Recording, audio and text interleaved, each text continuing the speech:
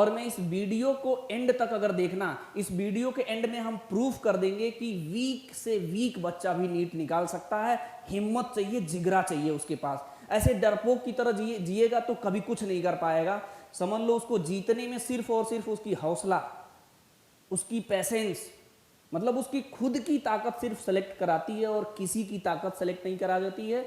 चाहे आप तुम जितने भी जिसके भी स्टेटस या फिर स्टेटस लगाते रहो, तुम्हारी जिंदगी में कुछ भी काम आने वाला नहीं है। ये बात ध्यान से देखना। वीडियो बना इसीलिए रहा हूं कि लास्ट टाइम जो बच्चे अपना टाइम किल करते हैं वो ना करें। अगर नीट के 10 दिन पहले भी आप टाइम किल करते हैं, दिस इज मेजर ड्रॉबैक, और आप डेफिनेटली रॉन्ग वे में जा रहे हैं, बिल्कुल रॉन्ग वे में जा रहे हैं, और रिपीटर आपको टीचर बना देगा दोबारा। ध्यान रखे रहना। इससे बचना चाहते हैं तो एक बात ध्यान रखिए, PYQ अटेम्प्ट करिए, जितने भी जहां से भी पढ़े। ऐसा नहीं आप बहुत ब्रांडेड जगह ना भी पढ़े हो, तो जितना पढ़े हैं उस पर कमांड बना के या उसको लर्न करके जाएं, आपका डेफिनेटली गजब का नंबर आएगा। पेपर S3 सेट S3 का पूरा क्वेश्चन मैं ले आया हूं, उसको पूरा एक्सप्लेन करूंगा विद कंक्लूजन। मैं आज क्वेश्चन और सॉल्यूशन डिस्कस नहीं करने वाला हूं। उस क्वेश्चन में किस तरीके से आ रहा है और किस फॉर्मूले पे आ रहा है, मैं ये डिस्कस करने वाला हूं। अगर आप नीट 2023 के एस्पिरेंट हैं तो इस वीडियो को पूरा देखना। सेट S3 को पूरा एनालाइज करके मैं बताता हूं। इतना ही पढ़ो, इस तरीके से 5 पेपर को आप सीट लगा दो 2022 का। देखो, अगर तुम कंफ्यूज हो रहे हो ना, तो एक पेपर लगाओ, उसमें 2022 का, उसके बाद 2021 का, उसके बाद 2020 का, उसके बाद 2019 का, उसके बाद 2018 का। पेपर के एनालिसिस और फॉर्मूले साइड में नोट कर लो। उसके बाद देखो खड़ा होके कि क्या डिफरेंस आ रहा है। आप खुद जज कर लेंगे कि किस तरीके से आप बेस्ट ला सकते हैं। समझ लीजिए, तो अगर आप फील करें तो पेपर लीक हो गया है, समझ लीजिए कि पेपर आउट है, उसी में से क्वेश्चन आया तो पेपर लीक ही तो है। अगर इत्मीनान से देखते हैं तो डेफिनेटली गजब के नंबर आएंगे आपको। मैं एनालिसिस करके दिखाता हूं बच्चों। देखो, मेरा टारगेट ही यही था। इसमें मैंने यहाँ पूरा सिस्टमेटिक लिख दिया हूँ, पहले से लिख के लाया हूँ। मुझे पता था कि मैं टाइम आपका किल नहीं करना चाहता हूँ, मैं खुद सेव करना चाहता हूँ आपका टाइम, तो क्यों मैं किल करूँ, इसलिए पहले से रिटेन है, सिर्फ मैं बताऊंगा, है ना। तो मैं कलर दूसरा ले लेता हूँ। देखो, इसमें क्या है, पहला क्वेश्चन पूछा था कि 2 रजिस्टेंस था और दोनों पैरेलल में था, दोनों के रजिस्टेंस दिए हुए थे, तो उसके थर्मल एनर्जी का रेशियो पूछा था। यानी डायरेक्टली हमारा ये फॉर्मूला यूज हुआ, P = V²/R। तो V तो 2 रजिस्टेंस पैरेलल में है तो सेम होते हो तो कट जाएगा हमारा। तो अगर इसका निकालेंगे P1/P2 तो R2/R1 हो जाएगा। वैल्यू 200 और 100 दिया था तो 2/1 रेशियो आ जाएगा डायरेक्ट। कुछ भी नहीं पूछा था। दूसरे वाले क्वेश्चन में क्या पूछा था, थर्मोडायनेमिक प्रोसेस पे क्वेश्चन पूछा था। इसमें क्या दिया था, एक ग्राफ बना दिया था। उसमें क्या है, आइसोबारिक, एडियाबैटिक, आइसोथर्मल, ठीक है, सारे ग्राफ बना दिया था, ठीक है। आइसोकोरिक, 4 प्रोसेस बना दिया। उसमें पूछा कौन सा एडियाबैटिक प्रोसेस है, सिर्फ देख के टिक करना था और कुछ भी नहीं करना था, है ना। बोर्ड लेवल के क्वेश्चन थे। इसमें इस पे Sn = U + A/2 2n-1, ये nth सेकेंड में कितना डिस्टेंस ट्रेवल करता है, इस फॉर्मूले पे डायरेक्टली क्वेश्चन आया है। नहीं तो ये एनसीईआरटी में दिया है, क्योंकि ये क्वेश्चन कम से कम 3 बार रिपीट कर चुका है। ये कह रहा था एक बॉल को मैंने छोड़ दूंगा, हर इक्वल इंटरवल ऑफ टाइम में जो डिस्टेंस कवर करेगा उसका रेशियो पूछा था। तो रेशियो होता 1:3:5:7। ये आप एनसीईआरटी खोल के देखना, मिल जाएगा। यानी ये डायरेक्टली सिंपल क्वेश्चन था, है ना। अगला क्वेश्चन देखो, बायो-सेवर्ट लॉ और कुलोम्ब्स लॉ पे क्वेश्चन पूछा था। इसमें स्टेटमेंट का क्वेश्चन था। बहुत सारे बच्चे स्टेटमेंट देख के डर जाते हैं, अरे भाई क्या है डर रहे हो। इसमें कुछ नहीं किया था। बायो-सेवर्ट लॉ में आइडियल को बोल दिया है कि स्केलर है, ताकि आइडियल वेक्टर क्वांटिटी होता है, और कुलोम्ब्स लॉ में क्यू को बोल दिया है कि वेक्टर सोर्स है। भैया गलत है ना, तो स्टेटमेंट्स इजीली आप गेन कर लिए, है ना। ये भी बिल्कुल इजी क्वेश्चन था। क्वेश्चन नंबर अगर हम 5 पे चले तो इसमें फोर्स दिया था, मास दिया था, ठीक है। डायरेक्टली ई से मैंने डिनोट किया हूं, जी से भी डिनोट कर सकते हैं। इंटेंसिटी ऑफ ग्रेविटेशनल फील्ड, जैसे इलेक्ट्रिक फील्ड में निकालते हैं वैसे ग्रेविटेशनल फील्ड में निकालते हैं। बस इलेक्ट्रिक फील्ड में यहाँ पे क्यू आ जाता है, यहाँ पर मास है, तो एफ दिया है, एम दिया है, तो ई सिंपली निकाल सकते हैं, कुछ भी नहीं करना था। अगले क्वेश्चन में क्या पूछा था, VRMS = V0/√2। ये कौन सा फॉर्मूला नहीं देखा, इंटरमीडिएट का हर बच्चा देखा होगा। इसमें पूछा था कि V0 to VRMS का कितना टाइम हो जाएगा, तो इधर अगर ये जाएगा तो √2 टाइम्स हो जाएगा। क्वेश्चन जो केयरफुली नहीं पढ़ा होगा ना, तो 1/√2 टाइम्स भी ऑप्शन में है, वो टिक करके चला आएगा। मेरी बात प्रॉपरली समझ रहे हो। अब देखो नेक्स्ट क्वेश्चन में एनर्जी ये पूछा था पावर ऑलरेडी दे दिया था और टाइम भी दे दिया था। ये 100 किलोवाट दिया था, 1 आवर दिया था, सिंपली मल्टीप्लाई करके जूल में आंसर बताता ना, बिल्कुल इजी क्वेश्चन था। नेक्स्ट क्वेश्चन हमको ये क्या निकालना था, इलेक्ट्रिक फील्ड। इलेक्ट्रिक फील्ड का फॉर्मूला क्या होता है, सिग्मा इंटू ई, लेकिन इसमें सिग्मा नहीं दिया था, सिग्मा होता है कंडक्टिविटी है, ये नहीं दिया था। तो R equal to rho L upon A होता है, और ये सिग्मा को ये रजिस्टिविटी क्या होता है, 1 अपॉन कंडक्टिविटी, तो 1 अपॉन कंडक्टिविटी होगा। तो कंडक्टिविटी की वैल्यू क्या होगी, L अपॉन आर ए। तो यहाँ कंडक्टिविटी के सिंपल वैल्यू रख दिया, ठीक है। ए में ए नहीं दिया था, रेडियस दिया था, तो A equal to pi R square से ए निकाल के रख देंगे। एल ई और आर सिंपल वैल्यू दिया था, कैलकुलेशन भी बिल्कुल इजी है, रखते ही डायरेक्ट आंसर आ जाएगा। क्वेश्चन नंबर 8 सिंपल क्वेश्चन था, 8 तक मैंने डिस्कस किया। देखिए अगला क्वेश्चन मैं डिस्कस करता हूं, question number half wave rectifier. देखो हाफ वेव रेक्टिफायर में इनपुट फ्रीक्वेंसी कितने दे थे, 60, आउटपुट पूछा तो 60 होगा। हाफ वेव रेक्टिफायर में डबल नहीं होता है। और सोप बबल का एक क्वेश्चन पूछा था, ये 40 अपॉन आर, कह रहा आर अगर बढ़ेगा तो पी क्या होगा, डिक्रीज होगा। डायरेक्ट सिंपल क्वेश्चन ये भी है ना। उसके बाद ये डिस्क का था, डिस्क का moment of inertia about of centre of, ये सेंटर से जो पास होता है एक्सेस ऑफ रोटेशन से इस तरीके से एम आर स्क्वायर होता है, डायामीटर से M R square by D, M R square by 4 होता है, और I equal to M K square होता है, क्या होता है, रेडियस ऑफ गायरेशन। दो केस बना, एक हमारा कहाँ जा रहा है, एक्सेस ऑफ डिस्क, और दूसरा डायामीटर से जो जा रहा मोमेंट ऑफ इनर्शिया। इन दोनों केस में रेडियस ऑफ गायरेशन का रेशियो पूछा था, यानी दोनों को क्या करना, के निकाल के सिंपल डिवाइड कर देना है। यानी एम के स्क्वायर एक बार इसके बराबर कर देंगे, एम के स्क्वायर एक बार इसके बराबर कर देंगे, K1 अपॉन K2 कर देंगे। सिंपल क्वेश्चन था, बिल्कुल ही इजी था। बहुत सारे बच्चे सोचते हैं ना बायो से सिलेक्शन होगा, भैया एक बात ध्यान रखना, नीट में फिजिक्स, केमिस्ट्री और बायोलॉजी से भी इजी आता है। वो इसलिए कठिन लगता है क्योंकि वो फिजिक्स को साइड करते हैं, साइड करने की वजह से आप पता है आपका रैंक रुक जाता है, 2-4 नंबर से आप डिसमिस हो जाते हैं, आपको कॉलेज नहीं गवर्नमेंट मिलता है। तो भैया देख लो ध्यान से, इसे शेयर भी कर देना, ठीक है। मैं मेहनत करके इसको सिस्टमेटिक बना रहा हूँ, मेरे बच्चे इसे शेयर जरूर करना। मैं आगे भी वीडियो बहुत सिस्टमेटिक डाल दूंगा, आपको एफर्ट नहीं लगाने दूंगा, ऊपर से टाइम लॉस भी नहीं होने दूंगा। देखो अगला क्वेश्चन देखो, क्वेश्चन नंबर 12 देखो। क्वेश्चन नंबर 12 में क्या पूछा था कि v equal to root T by mu. एक बार टेंशन को डबल कर दिया है और म्यू में कोई चेंज नहीं है, उसका रेशियो पूछ लिया है, तो √2 को बाहर ले लो, डायरेक्ट 1/√2 आ गया आंसर। देखो अगला क्वेश्चन जो पूछा है वो सेंटर ऑफ मास पे डायरेक्टली पूछ लिया है। सेंटर ऑफ मास मतलब axiom m1 x1 plus m2 x2 upon m1 plus m2। इसको पता, बिल्कुल बेसिक क्वेश्चन, ये वाला क्वेश्चन जो है ना वो कम से कम 3 बार नीट में ही वैल्यू चेंज कर करके सेम टू सेम क्वेश्चन पूछ चुका है। अगला क्वेश्चन पूछ रहा है lambda equal to h upon p। ये तो हमारा क्या होता है, कांस्टेंट, तो इनवर्सली प्रोपोर्शनल होगा, तो इसका ग्राफ पूछा था, डायरेक्टली देखते ही टिक कर सकते हो। नेक्स्ट पूछा था कि एक सोलोनॉइड है, उसके अंदर मैग्नेटिक फील्ड कितना होगा, तो B equal to mu naught Ni। Mu naught की वैल्यू कितनी होती है, 4 पाई इंटू 10 की power -7 newton upon ampere square, newton upon ampere square. इसी पेपर में म्यू नॉट का डायमेंशन फॉर्मूला भी पूछा है, यानी 2 क्वेश्चन सेम टू सेम लगा सकता है ना, यानी 15 हो गया। नेक्स्ट क्वेश्चन पूछा था स्नेल्स लॉ पे, स्नेल्स लॉ पे पूछा था सिंपल क्वेश्चन कि एंगल ऑफ रिफ्लेक्शन और रिफ्रैक्शन के बीच में एंगल कितना बनेगा, 90 बनेगा। बहुत सारे बच्चे पहले से पढ़ के जाते हैं, जो नहीं पढ़ के गए वहां डिराइव करके निकाल सकते हैं।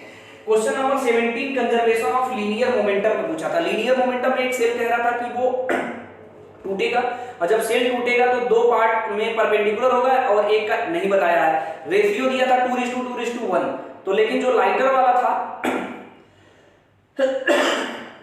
सॉरी उसकी वेलोसिटी पूछ लिया था, है ना, जो लाइटर वाला था उसकी वेलोसिटी पूछ लिया था। सिंपल ये YDSE का सिंपल क्वेश्चन पूछा है, x की वैल्यू थी n d lambda upon small d, है ना। तो सिंपल क्वेश्चन इसमें कांस्टेंट का बन जाएगा n1 lambda 1 equal to n2 lambda 2 पे क्वेश्चन पूछा था, बहुत बेसिक लेवल का क्वेश्चन पूछा था। नेक्स्ट क्वेश्चन पावर का पूछा था, लिफ्ट ऊपर जा रहा था, mg नीचे लगेगा, फ्रिक्शनल फोर्स भी नीचे लगेगा, और उस किस वेलोसिटी से जा रहा था ये दिया था, पावर पूछा था, F into v लगा देंगे। बिल्कुल बेसिक लेवल का क्वेश्चन है ना। आगे देखते हैं, मैं 18 तक डिस्कस किया। अब देखो 20 में क्या पूछा था, सॉलिड एंगल पूछा था, यूनिट और डायमेंशन, तो उसका no unit no dimension, no dimension, बिल्कुल बेसिक क्वेश्चन है ना। अब देखो नेक्स्ट क्वेश्चन 22 पे है। 22 पे मैंने रेड से पहले से यहां लिख दिया था, ये न्यूक्लियर रिएक्शन का क्वेश्चन है। न्यूक्लियर रिएक्शन में इसमें कुछ नहीं करना था, यहाँ मिसिंग कर दिया था। आप बताओ इसको, जब कंजर्वेशन ऑफ एटॉमिक ये नंबर देखेंगे तो यहाँ पर 1 है और यहाँ पे 11 है, तो यहाँ पर कितना होगा 10। सिंपल न्यूक्लियर रिएक्शन का क्वेश्चन है, ये बोर्ड लेवल का भी बच्चा कर लेता है ना। अब ये देखो, ये तो डायरेक्ट फॉर्मूला ही पूछ लिया है। किसी मीडियम में स्पीड कितनी होती है, c/रूट में म्यू आर साइन और ये बहुत सारे बच्चे डिराइव करके जाते हैं, जो डिराइव नहीं किया वहां कर सकता, बहुत बेसिक लेवल का क्वेश्चन है ना। देखो नेक्स्ट क्वेश्चन पूछा था, सिंपल रेजिस्टेंस दिया था, ठीक है, रेजिस्टेंस के बारे में पूछ लिया था, कंडक्टर और सेमीकंडक्टर का। तो आप बताएं टेम्परेचर बढ़ाते हैं तो कोवेलेंट बॉन्ड ब्रेक होता है, सेमीकंडक्टर में बॉन्ड जितने ज्यादा ब्रेक होंगे तो number of free electrons increase होगा, तो उसकी कंडक्टिविटी इंक्रीज होगी तो रेजिस्टिविटी डिक्रीज होगी, यानी रेजिस्टेंस क्या होगा, डिक्रीज होगा। तो रेजिस्टेंस डिक्रीज होता है सेमीकंडक्टर में, इंक्रीज होता है हमारा कंडक्टर में। सिंपल स्टेटमेंट का क्वेश्चन था, देखना था, टिक करना था बस, है ना। म्यू नॉट का देखो, यही पीछे अभी बताया था, यहाँ म्यू नॉट का सिर्फ ही डायमेंशन फॉर्मूला पूछ दिया था, डायमेंशन फॉर्मूला दिया था और म्यू नॉट ऑप्शन में दिया था, टिक करना था, कुछ भी नहीं करना है। नेक्स्ट, इक्विपोटेंशियल सरफेस और डायरेक्शन ऑफ इलेक्ट्रिक फील्ड हमेशा एक दूसरे के परपेंडिकुलर होता है, तो ऑप्शन में 90 डिग्री दिया था, टिक करना, आगे बढ़ना। आगे देखते हैं, मैं क्वेश्चन 26 पे आ गया। ये देखो, एक लिथियम दिया था, ठीक है, मतलब ये सिंपल इस पे क्वेश्चन पूछ दिया था, 26 - 30.6 Z²/n², 2 का रेशियो पूछा था एनर्जी को। क्वेश्चन में T1/T2 लिखा था, उसे सिंबल से कोई लेना देना नहीं है, हम लोग पढ़ते समय E लिखते हैं, है ना। देखो, एक डायोड का दिया था, 2 डायोड सेम डायरेक्शन में दिया था, एक इस डायरेक्शन में दिया था, एक इस डायरेक्शन में, और 2 अपोजिट कर दिया था। बोला था कि पोटेंशियल ड्रॉप किसमें सेम होगा, तो जो या तो ऐसे हो या तो दोनों ऐसे हो, तो वोल्टेज ड्रॉप दोनों में क्या होगा, सेम होगा। तो डायोड का पीएन जंक्शन डायोड का बहुत बेसिक लेवल का क्वेश्चन आया था। और देखो, पावर पूछा था लेंस में, P = 1/f होता है, F निकालने के लिए μ - 1 1/r1 - 1/r2 से सिंपली कैलकुलेट करके आंसर निकाल सकते हैं। 29 रॉन्ग क्वेश्चन था, ठीक है। 30 क्या पूछा था, टर्मिनल वेलोसिटी। टर्मिनल वेलोसिटी क्या होता है, जब किसी बॉडी को फ्लूइड में डालते हैं तो इनिशियल वेलोसिटी 0, जैसे जैसे अंदर जाता है तो वेलोसिटी इंक्रीज होता है, एक समय बाद उसकी वेलोसिटी कांस्टेंट हो जाती है। तो टर्मिनल वेलोसिटी का ये ग्राफ पूछता था सिंपल। ये फॉर्मूला देखे होंगे आप, ओमेगा = ω0 प्लस अल्फा टी, यहाँ अल्फा पूछा था, ओमेगा माइनस ω0 अपॉन टी। ये क्वेश्चन बहुत बार नीट में ही रिपीट हो चुका है, ठीक है। और एक क्वेश्चन पूछा था φ = BA, इसमें क्या पूछा था, एक स्क्वायर था, उसका एरिया पता है और b की वैल्यू दिया था, सिंपल तरीके से φ = BA निकाल देंगे। वैल्यू बहुत इजी था, b की वैल्यू जितना दिया था 0.5, स्क्वायर का साइड 1 मीटर दिया था, तो एरिया कितना हो गया 1, तो 0.5 डायरेक्ट आंसर आ गया था। ये डिस्प्लेसमेंट टाइम ग्राफ के क्वेश्चन पे स्लोप इसका क्या बताता, वेलोसिटी, तो वेलोसिटी का रेशियो पूछा था, तो 10 30/10 45 कर देंगे, सिंपल सॉल्व हो जाएगा, है ना। देखो 34 वाला क्वेश्चन बहुत सारे सोचते बच्चे वैल्यू याद करके जाए, वैल्यू किसी के मान का नहीं है याद करना, है ना। आप ये रेंज याद करें, रेडियो वेव जो होता है उसका वेवलेंथ सबसे ज्यादा होता है, जैसे जैसे नीचे आता है तो घटता है। तो आप इसे याद भी कर सकते हैं, जैसे radio Mirchi, I love you, x-ray gun, ऐसे लिख लो साइड में, याद हो जाएगा। और ये याद रखते रहो कि ऊपर से जब नीचे आएगा तो वेवलेंथ कम होता है, और इस वैल्यू जो दिया था उसको अरेंज कर लो, क्या कर लो, अरेंज कर लो, उसके बाद ऑप्शन इजीली टिक कर सकते हैं। बहुत बेसिक लेवल का क्वेश्चन था। 35 में क्या पूछा था, KQ/R। ये बताओ R की वैल्यू बढ़ेगा तो V की वैल्यू क्या होगा, कम, तो जिसका R जितना कम होगा उसका V उतना ही ज्यादा होगा, सिंपल क्वेश्चन पूछा था, है ना।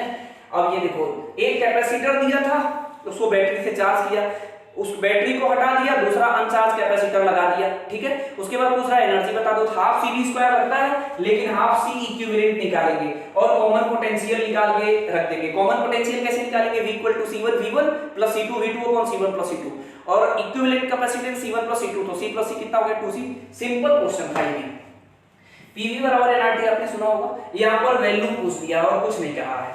देखो ग्रेविटेशनल कांस्टेंट G की वैल्यू, ये क्या है, energy, gravitational potential, intensity of gravitational field. ये देखो इसका डायमेंशन और V का डायमेंशन और E का डायमेंशन, फॉर्मूला सिंपल निकालना था, टिक करना था बस। और देखो भैया, ये क्वेश्चन नंबर 40 में क्या पूछा था कि ये दिया है लेंथ, ये लेंथ और विड्थ दिया था, इसका एरिया निकालना था, लेकिन ऑप्शन जो टिक करना था, इसके सिग्निफिकेंट फिगर कितने हैं, 2, इसके कितने हैं, 3, तो आंसर हम 2 सिग्निफिकेंट फिगर जो ऑप्शन में था वो टिक कर देंगे, आगे बढ़ेंगे। मल्टीप्लाई करने की बिल्कुल जरूरत नहीं है, है ना। अब देखो शियर मॉडुलस पे एक स्टेटमेंट में क्वेश्चन पूछ दिया था, बहुत बेसिक लेवल का, है ना। उसके बाद देखो ये वायर है, वायर के अंदर अगर मैग्नेटिक फील्ड निकालेंगे और आउटसाइड निकालेंगे, इसमें स्टेटमेंट का क्वेश्चन पूछा था। इनसाइड क्या होगा, B inside directly proportional to R, outside क्या होगा, inversely proportional to R. Simple statement में लिखा था, टिक करना था, आगे बढ़ना था, बिल्कुल सिंपल क्वेश्चन है। अब देखो नेक्स्ट क्वेश्चन ये t = 2π√L/g का क्वेश्चन पूछ दिया था। इसमें पूछा था कितने नंबर ऑफ ऑसिलेशन होगा मीन पोजीशन पे आने के लिए, बहुत बेसिक लेवल का है ना। अब ये देखो इसमें ये पूछा था कि E जो होगा डाइपोल में अगर बहुत दूर इलेक्ट्रिक फील्ड निकाले तो किसके डायरेक्टली प्रोपोर्शनल होगा, तो ये तो आपको सब कांस्टेंट होता है, तो E directly proportional to 1/r³ हो जाएगा। इसमें L और C दिया था तो ये रेजोनेंट फ्रीक्वेंसी निकाल लेंगे, और ये इक्वेशन दिया था, यहाँ ओमेगा की वैल्यू 2π होती है और ये ओमेगा की वैल्यू 100 दिया था। सिंपली यहाँ से न्यू और न्यू नॉट निकालेंगे, दोनों इक्वल आ रहा था, ऑप्शन में दिया था, टिक करिए, आगे बढ़िए, है ना। अब देखिए ये न्यूक्लियस का R = R0 a⁻⁴ था, तो यहाँ R1/R2 का रेशियो पूछ दिया था और A1 और A2 की वैल्यू सिंपल दिया था। मेरी बात समझ रहे हो। तो उसके बाद 47 देखो बहुत ही इजी क्वेश्चन, एक पार्टिकल को यहां से एंगल दिया था, बस इतने कंफ्यूज कर रहा है, यहां एंगल 60 दिया था लेकिन हम लोग एंगल हमेशा यहां से लेते हैं 30 डिग्री होगा, तो यहां पर ये जिस वेलोसिटी से फेंका वो भी दिया है, टॉप पे u cos थीटा होता है वो निकालना था, टॉप पॉइंट पे वेलोसिटी कुछ भी नहीं करना था, है ना। देख रहे हो क्वेश्चन का पैटर्न कैसे आ रहा है। अब देखो 48 लॉजिक गेट का क्वेश्चन था, आपको OR gate, AND gate, NOT gate, NAND gate और नॉर गेट बेसिक फंडामेंटल पढ़ के जाइए, एक भी क्वेश्चन नहीं छूटेगा, हर साल एक क्वेश्चन आता है, डन है इस पे, है ना। अब देखो साइन सी पे एक क्वेश्चन पूछ दिया था, वेलोसिटी दिया था, मैं एक ट्रिक बताता हूं, जिसकी वेलोसिटी की वैल्यू ऊपर होगी, जिस वेलोसिटी की वैल्यू कम होगी ऊपर रखना, ज्यादा वाला नीचे रखना और साइन सी कर देना, आंसर डायरेक्टली आ जाएगा, ठीक है। अब देखो ये I = E0/R पे दिया था, =NAB omega sin omega t होता है, इसी को E0 बोलते, सिंपल रखना था और आंसर, सारी वैल्यू ऑलरेडी गिवन था। नीट 2022 का क्वेश्चन आपने देखा, मैं 21 का इसी तरह डिस्कस कर दूंगा, अभी 20 का भी डिस्कस कर दूंगा, 5 साल का एक साथ भी डिस्कस कर दूंगा मैं रिटेन करके। आप देखिए, आपको सिर्फ और सिर्फ मैं बताऊं, बच्चे इधर उधर भटको नहीं, जो आपके पास बुक है उस बुक को थोड़ा एक पीरियड रीड कर लो, जो फॉर्मूले है फंडामेंटल्स उसको रीड कर लो, फिजिक्स केमिस्ट्री बायोलॉजी पे सिस्टमेटिक थोड़ा भी कमांड बना के जाओ, थोड़ा सा कॉन्फिडेंस में जाओ तो बेहतर नंबर लाओगे आप क्या कर रहे हो, सिर्फ इधर उधर यूट्यूब में फर्जी में परेशान हो रहे हो, है। देखो टाइम लॉस ना करो, लास्ट टाइम खुद पे ट्रस्ट करना चाहिए, खुद पे ट्रस्ट करोगे तभी सिलेक्शन होगा।